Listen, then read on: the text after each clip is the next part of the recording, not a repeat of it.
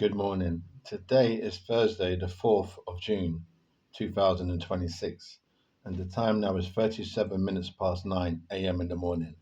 My name is Honest John, the son of John L. Sullivan, and I am a pugilist, which is a boxer, but I call myself a pugilist. Now, before I continue, I'm going to read Psalms 23 at the beginning of this and at the end of this. Why? To protect what it is I'm about to say. It's a true event, true story. Psalm 23. The Lord is my shepherd; I shall not want. He maketh me lie down in He maketh me lie down in green pastures. He leadeth me beside the still waters. He restoreth my soul. He leadeth me in the paths of righteousness for his name's sake. Yea, though I walk through the valley of the shadow of death, I will fear no evil, for thou art with me. Thy rod and thy staff, they comfort me. Thou preparest a table before me in the presence of my enemies. Thou anointest my head with oil, my cup runneth over. Surely goodness and mercy shall follow me all the days of my life, and I will dwell in the house of the Lord forever. Amen. Thank you. So just give me 2 minutes to bring up the calendar. No, not the calendar, the calculator. So we're now in 2023, like I said moments ago. So it was, give me 1 minute, please. It was in 2022, 4 years ago. I was working in a fast food restaurant. Now, I worked in this fast food restaurant from 2019 to 2024. 5 years. I was there for 5 years. So in 2022, so from 2019 to 2024, I was employed in a fast food restaurant. I was employed in this fast food restaurant in central London in Baker Street. I ain't gonna say the name of the place. I was there for 5 years. So in 2022, this African brother came in there. Now, he was homeless. Now, I had no evidence that he was homeless, but he looked like he was rough. I could see him outside a lot, walking around like a vagrant. So when I saw him, he's like, I'm Afro-Caribbean, but he's African. His skin color, if you go by that, is black. It's like it's dark. It's black. Mine is brown. So you can see like that's black, and mine is brown. So in Jamaican culture, it doesn't really matter. In Jamaica, my father's from Jamaica. My father, not me. My father's from Jamaica. In Jamaican culture, it does not matter whether you say it's black or brown. But I'm letting you know that to give you a description of this African boy. So he's dark skinned. So I used to see him a lot outside. Now there's two fast food restaurants that they had there, that they've got there. I was working in one and there was another one. So I had to see him a lot outside now. When I had to look at this African brother, he looked dirty, he's unwashed. Now, I don't know nothing, I don't know his name, I don't know whether he's got a girlfriend or what is going on. But from my eye looking at him, I'm not a bit of shit on the floor from what I see. I'm observing what I see his behaviour, how he's living the life. He's a tramp, he's going around. I read Psalms 23, this is the truth. So anyway, so one day he came into my fast food restaurant. So I'm in the uniform now, he comes in there. And some strange phenomenon, it must be God again, it must be Jehovah, because I'm standing there, the African tramp boy comes in, the African guy comes in there. The African boy, the hobo, the vagrant comes in there. He looks kind of smelly, but I didn't want to get too close. I thought I might get an infection or something. So he comes to the counter and I'm standing there. Now I come up because I'm working in the lobby. So I see him coming. I think to myself, why is he? I think, what's he coming in there for? Because a matter of fact, he's homeless or he's in that kind of spirit of life. Spirit of life means he's either doing something, he's sleeping rough, or he has no fixed accommodation, or he's hanging around like he's living. He's just out all the time. You know, so I said to him, "Excuse me, do you mind leaving? Do you mind coming out, leaving?"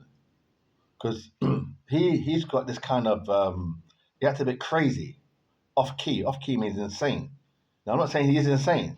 No one told me that the guy's got some problem up there, but he looks a bit zany. The expression, the guy, come out of there, come out. So he says to my my staff member, "Oh, that I'm racist." He said, oh, "He's racist." This is like he's racist. I am saying, so I'm looking at the boy thinking, "What the fuck is this?" I think, don't you know that you're like a little fucking tramp? You're coming in there with your little dirty, nasty self. I mean, I said that and that. You know, they know because God says, oh, Adam and Eve and Cain and Abel and all these kinds of, in the whole Bible. We all know, he knows that really he's coming in a place where it's good hygiene in there, and you've got families in there and mothers and people and Jamaican people in there. And doesn't matter what. If they're coming in there like that in that kind of dirty state, is kind of rude. He knows. It doesn't matter whether you say Africa or Jamaica or Trinidad Tobago or Grenada, because they say that because they want to get away with their little cheekiness. They say, "Oh, we don't know." They know. We all know. Yeah, we all know. They try to say, "Oh, because it's Jamaica and because it's like Barbados, there's a difference." There's no difference. So he knows. I said, "Come out of there." From a distance, he's like a homeless person coming in there. That's why from a distance you would see it like that. Don't get too emotional saying no, he's for this and that, because we're people. Because they try to say, oh, that's Spanish and that's Australian. No, it's people. We're people. At the end of the day, we're people. We're adult people. We're adults. We're not children. We're adults. We're people.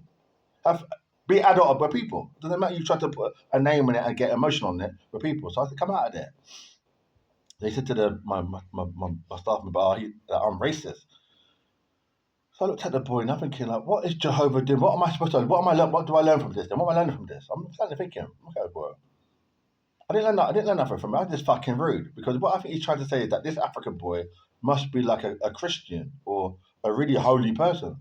So I agree, yeah, he probably is a holy person. Good luck.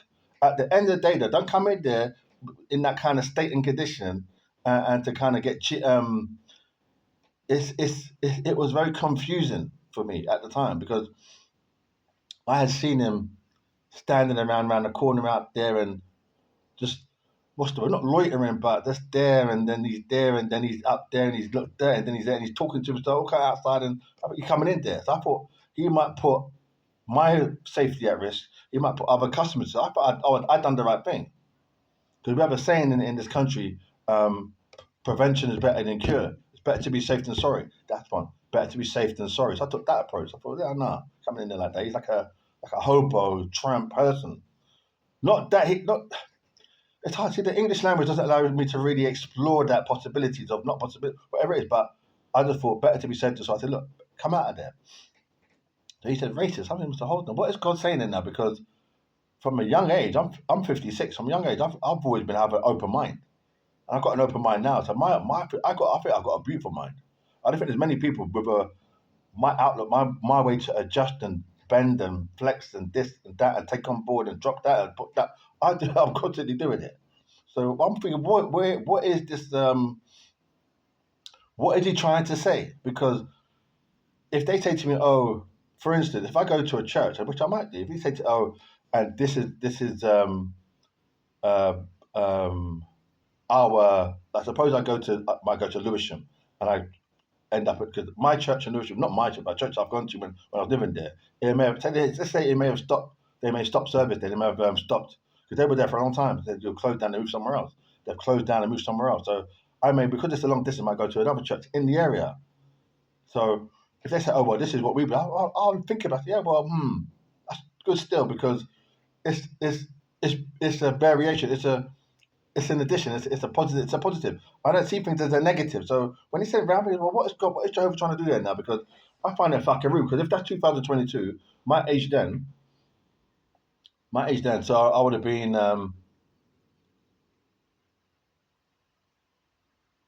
I'd have been 53 years old. My son would have been 26. My son got a son. 20. My son would have been 26. I would have been 53. So what is this going on now? Because I think that they're trying to say that God is with them, and He is with them. I agree, He is with them. So it will come down. So if God is with them, and I think God is with me, who is in the right? Let's pause there. If God is with him and God is with me, what is going on there? Because my God is not the God that you know. What do I mean by that? I'll explain it. From a very young age, I have formulated my thing with the life, with like the heaven, with like Abraham, Isaac, Jacob, and with like King David, with King Solomon, and with like Psalms 23, and with like Genesis. I've got a different kind of experience. I've been to Israel, and the Israelites and the Philistines and many things, and I'll give you the full run of it. So um, like my grandmother, she used to go to church. My grandmother Sabadi, she passed away now. She used to go to church every Sunday. She knew the priest. A priest has visited my flat here, blessed the flat. Um, Well, I'll let you know. So the fact that I always felt like a protection, like a sense of a pure understanding of that. Like it's easy for me. It's like water, as in I can mesh with it, gel with it quite easily. I don't struggle with the theology of religion or spirituality. I have an ease of it. So I also feel like I have a center power in myself. So that's what I'm saying. So let's think about what's going on there. So he's got his God, I got my God. So what's God trying to do now? I'm going to pause for 20 seconds.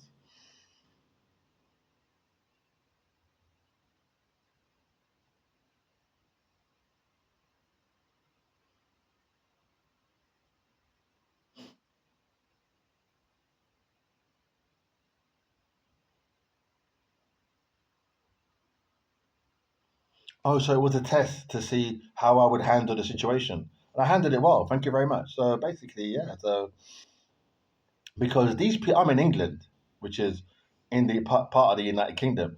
There's a lot of hypocrites. They say, "Oh, it's easy to say, oh, I like Arsenal."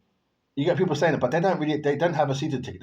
They've been to maybe one game. If that's if there's people that say Arsenal and they never been to any of the game. But you get people that say the thing and don't follow it through. So you might have people that say, "Well, I love my fiance," but don't do the things of showing her and the world that really you deserve to be with her. Because I can say I love my fiance, but it's a blessing, it's an asset, isn't it? It's like something God has given you. If you don't have appreciation of it, really by rights, not that you shouldn't have it, but you don't really value it. So there's a lot of people like that. I'm not saying there's a lot of people like that to be promoting it, but I've seen that quite a few that say, "Oh, God," and you're talking to them, you're thinking, "My God, like, where is the God in you?" I don't tell them that, but I'm thinking, well, there's something gone wrong here. So not that I'm not laughing at that because obviously maybe they're growing in the Holy Spirit. Maybe they're growing in God's Spirit. Maybe He's teaching them. He's showing them that God is not just right and wrong. It's more than that. It's that you have to. It's a life. It's a living. It's a whole thing that you're feeling. So maybe like June, maybe by December they'll be like God. You're looking at them. You're talking to God. Not in reality, but in that theoretical, spiritual sense. So anyway, so I said, "But come out the fuck out of there."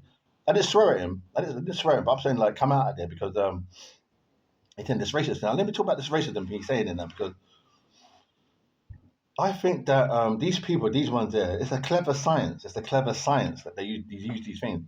It's a clever science that they're doing there because they know that if they can use God, yeah, use God. Like I say, yeah, use God in his holiness to get into a situation and turn it to make them look like they're the angel and the person the devil. It's quite common.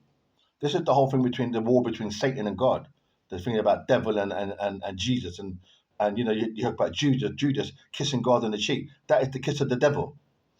It's a kiss. Imagine a kiss is such an emotional, lovely thing that we do. Like God is like my interpretation of it. The kiss that He gave is the devil. To say, "I betray you." That's like he knows he's the Christ. He doesn't know he's the Christ. He knows that he's the chosen one. But he said, "Forget that. Kiss you not with a hand. He didn't shake his hand. He didn't pat him on the back. He didn't hug him. He kissed him.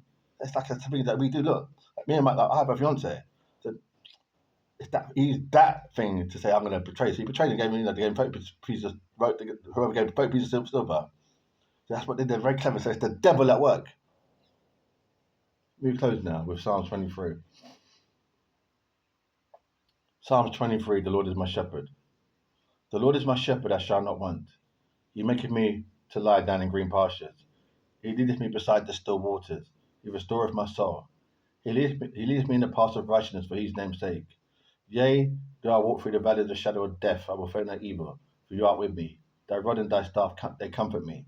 Thou preparest a table before me in the presence of my enemies. Thou anointest my head with oil, my cup runneth over. Surely goodness and mercy shall follow me all the days of my life, and I shall dwell in the house of the Lord forever. Amen. Thank you.